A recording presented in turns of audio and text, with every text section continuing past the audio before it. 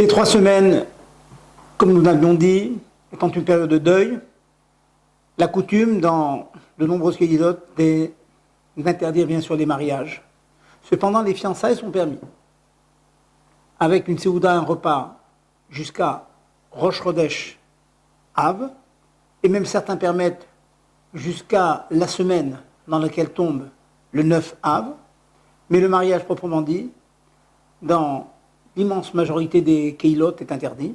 Par contre, un point intéressant, dans la mesure où parfois il est difficile de trouver une salle de mariage, sachez que la veille du 17 Tammuz, or les Yudzaïn Tammuz, la nuit qui précède, où le Ta'anit n'a pas encore commencé, le Rav Moshe Feinstein permet, en apportant bien sûr, comme à son habitude, de nombreuses références, de faire un mariage. Donc, en cas de besoin, si la seule date qu'il vous resterait pour organiser le mariage, c'est le 17 Tammuz, la veille, la nuit, qui précède le jeûne, et bien cela est permis. Cela permet de prendre des forces pour ensuite affronter le jeûne qui suit. Pour réveiller les cœurs à la tchouva, au repentir, nos sages nous ont demandé de ne pas nous réjouir ce jour de Ta'anit. Par exemple, de ne pas se laver la bouche le matin.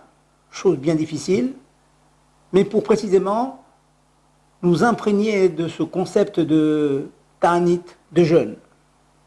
Une personne qui est hysténiste, qui est particulièrement délicate, qui se sentirait particulièrement gênée de ne pas se laver la bouche, on pourra lui permettre de le faire en faisant extrêmement attention de ne pas avaler bien sûr l'eau.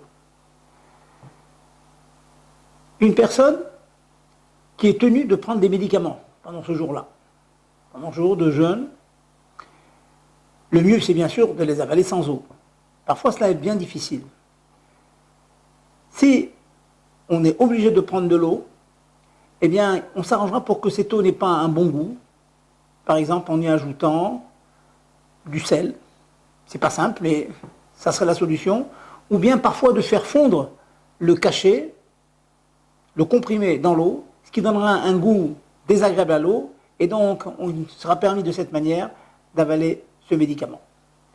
En espérant que nous serons tous en bonne santé et qu'on n'aura pas besoin d'appliquer ces halachot grâce à l'arrivée de Mashiach. En attendant, tâchons d'être respectueux.